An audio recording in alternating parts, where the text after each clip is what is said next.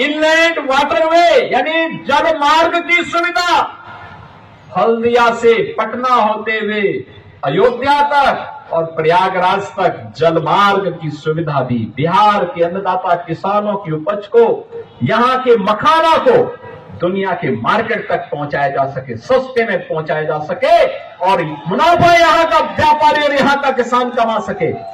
मखाना board का निर्माण करने के साथ ही जल मार्ग की सुविधा, कार्गो की सुविधा, ड्राई पोर्ट की सुविधा और बिहार और उत्तर प्रदेश के साथ बेहतर कनेक्टिविटी हो सके, इसके लिए तो हमारे परिवहन मंत्री वे बिहार के ही रहने वाले हैं।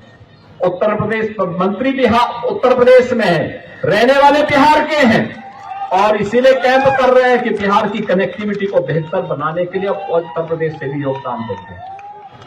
और इसीलिए बहनों और भाइयों, आज मैं आपके पास आया हूं कहने के लिए, आज बिहार के पास आईएम है, एम्स है, मेडिकल कॉलेजेस की श्रृंखला है, इंजीनियरिंग कॉलेजेस की श्रृंखला है। आज बिहार में विकास का वह सब कार्य हो रहा है जो बिहार के नौजवानों के सामने एक नई पहचान उन्हें प्रदान कर रहा है। अन्नदाता किसान को प्रधानमंत्री किसान सम्मान निधि का लाभ मिल रहा है, व्यापारी को व्यापारी सुरक्षा की गारंटी मिल रही है, उद्यमी को निवेश की गारंटी मिल रही है और बिहार आज बेहतर और स्वर्णिम बिहार की मौर्य काल की याद को फिर से स्मरण कराते हुए अपने उस गौरव के साथ आगे बढ़ रहा है जिस बिहार ने कभी महात्मा बुद्ध को ज्ञान प्रदान किया था, जिस बिहार ने महावीर जैन को जन्म दिया था, जिस बिहार में महाराज कामेश्वर सिंह जैसे राजाओं ने शासन व्यवस्था को शिक्षा के साथ, संगीत के साथ, संस्कृति के साथ, कला और अध्यात्म के साथ जोड़ने का काम किया था। ये वही धरती है जहां पर मिथिला और भोजपुरी संस्कृति को छठ गीतों के माध्यम से पद्म पुरस्कार से सम्मानित शारदा सिन्हा ने वैश्विक पहचान दिलाने का काम किया था। ये वही बिहार को उसकी पहचान दिलाने का काम हो रहा है जिस बिहार को आरजेडी ने पहचान का मोहताज बनाया था, अपराध के गढ़ के रूप में स्थापित किया था। आज बहनों और भाइयों, 2020 में जब मैं आया था तब मैंने कहा था ना कि अब नारा नहीं, अब हकीकत बनेगा कि रामलला हम आएंगे, मंदिर वही बनाएंगे। अयोध्या में राम मंदिर बन गया ना, कोई संदेह है क्या? और अब तो सीतामढ़ी में भी मां जानकी का भव्य मंदिर का निर्माण हो रहा है। आप मुझे बताओ, ये मंदिर का निर्माण क्या लालू एंड कंपनी करती क्या? क्या ये लोग करते क्या? क्या आरजेडी करती? क्या कांग्रेस करती? क्या समाजवादी पार्टी करती? ये तो मोदी जी के नेतृत्व में एनडीए ही ये काम कर सकता है। विरासत का भी सम्मान और विकास भी और सुरक्षा भी और समृद्धि भी, यानी विकास और विरासत भी, समृद्धि और सुरक्षा भी, ये केवल एनडीए दे सकता है। देश के अंदर मोदी जी, बिहार के अंदर नीतीश बाबू के नेतृत्व में काम तेजी के साथ आगे बढ़ रहा है और स्वर्णिम बिहार की ओर हम आगे बढ़ रहे हैं।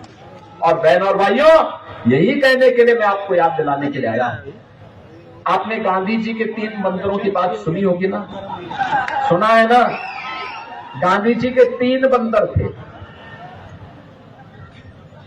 लेकिन गांधी जी ने उनको सिखाया था बुरा मत देखो, बुरा मत सुनो और बुरा मत बोलो। लेकिन आज इंडी गठबंधन का जो महागठबंधन बना है, अपनी ठगी के महाजाल को फैलाने के लिए इनके 3 बंदर पप्पू के रूप में, टप्पू के रूप में और अप्पू के रूप में पूरे बिहार को फिर से पहचान के संकट के दौर से गुजारने का काम कर रहे हैं। एक सच बोल नहीं सकता, एक सच सुन नहीं सकता, और एक सच देख नहीं सकता।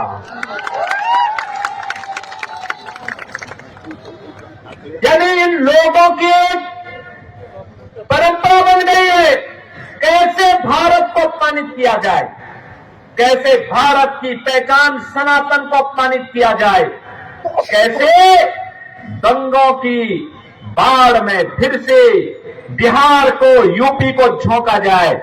हमने तो माफिया का उपचार कर दिया है और ऐसा उपचार किया है, ऐसा उपचार किया है। ये बुलडोजर है ना, ये यूपी के अंदर माफिया को चाप चाप करके हाँकने के लिए मजबूर कर दिया है।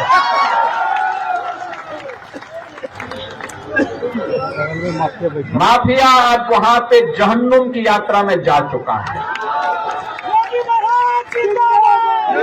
अब यूपी में अपराध नहीं होता, यूपी में अब अपराध भी नहीं है और दंगा भी नहीं है। यूपी में अब सब चंगा है और उसी चंगा के लिए आज आपका आह्वान करने के लिए आए हैं कि एनडीए ही बिहार को स्वर्णिम बिहार बना करके चंगा करने का काम करेगा। लेकिन इसके लिए बिहार में एनडीए की सरकार चाहिए। एनडीए के लिए मुजफ्फरपुर से रंजन कुमार चाहिए। सहमत है ना? सहमत है ना? सब लोग सहमत है ना? देखो,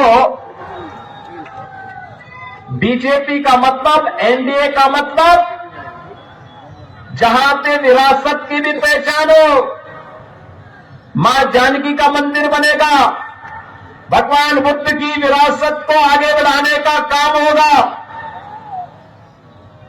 भगवान महावीर की विरासत को आगे बढ़ाने का काम होगा, विद्यापति की धरती को फिर से एक नई पहचान दिलाई जाएगी, महाराज कामेश्वर सिंह की परंपरा को फिर से उन्नत किया जाएगा और शारदा सिन्हा की मिथिला और भोजपुरी की संस्कृति को फिर से वैश्विक पहचान दिलाने के लिए आज मोदी जी के नेतृत्व में जो काम प्रारंभ हुआ है उसको भी सम्मान दिलाया जाएगा।